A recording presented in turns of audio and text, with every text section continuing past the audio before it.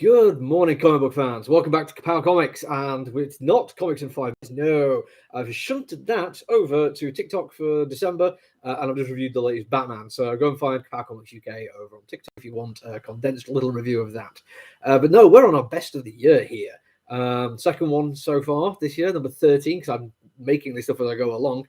And it feels kind of good to be doing one from Vault Comics because I really like Vault Comics, and yesterday I did a review of their latest one. I wasn't a fan, so it's nice to come out and say, yeah, but they do some great stuff. And this is Barbaric. Michael Morecki does a Morecci, not 100% sure what that last C is, so I do apologize if I'm pronouncing it incorrectly. In my head, Morecci.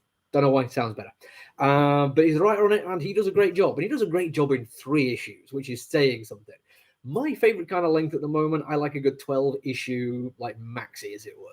Not a full ongoing. I think sometimes you can get bogged down and like constantly try to top what happened before, a la Batman. But sometimes a bit shorter.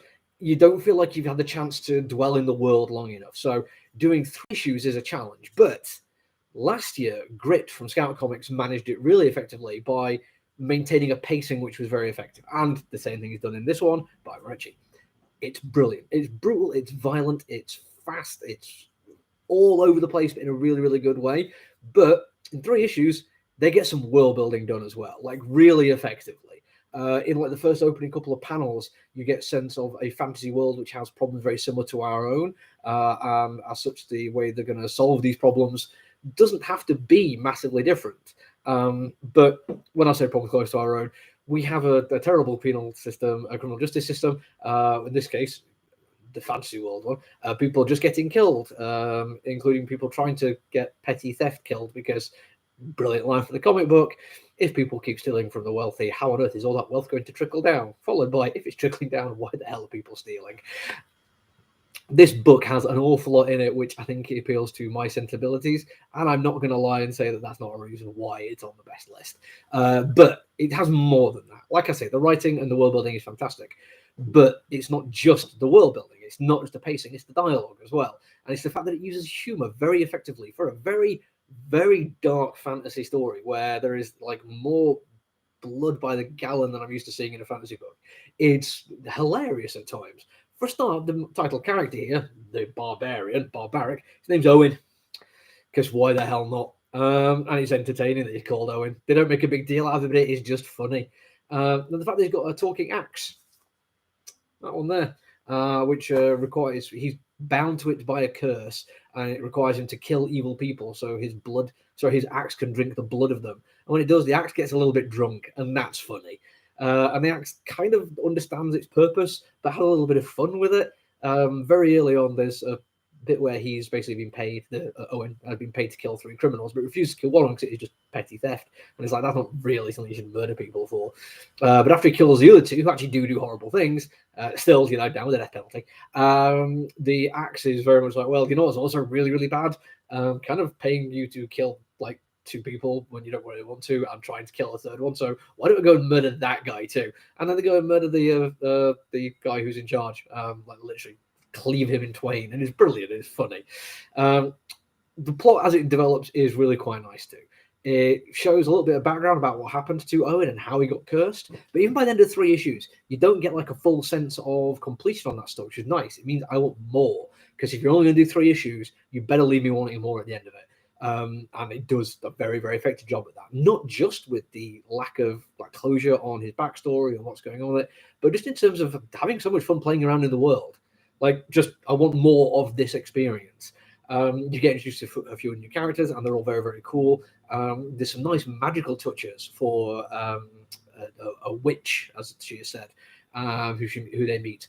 It's a nice thing which I've seen done in kind of like RPGs and stuff before, where it's she can basically draw her tattoos from her and turn them into real objects. So she has 2 blades tattooed down her arms, pulls them out as knives, and actually goes to town in a fight, as well as actually doing some other really kick-ass magic stuff.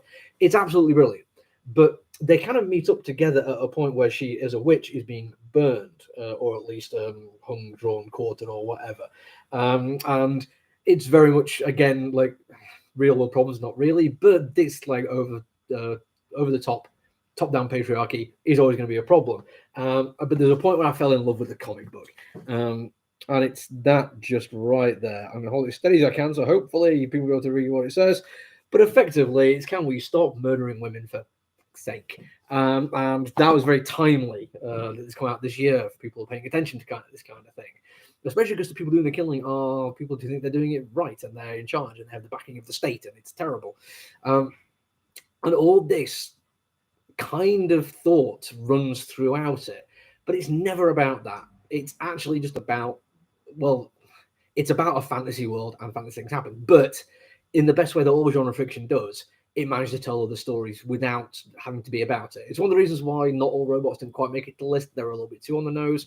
I think this one does a far better job of using the world and using its stories to actually talk about real world issues. Throw into this fact that Gooden, I apologize, Mr. Gooden, I forgot your first name. Let me just go and check that. Nathan Gooden is the artist on this one, and I actually tagged him in a couple of things actually because he's a really good artist. And I found out not only he's a good artist, he's also something like, and I forgot the full title of this one, creative art director of Vault Comics. So he's going to be happy because I think there's at least 2 more Vault comics coming up onto my best of the year list. And his artwork is fantastic. He does so much visual storytelling that complements the story in the same way that the story complements his art. He designed the primary character, Owen, so effectively that I just can't help every time I see him just finding more and more bits and pieces that I like. Even the hair, which appears at this point to just be kept into its bizarre spiky pattern with blood, it's still kind of cool. The design on the axe, the design on the fight scenes as well is really, really quite cool.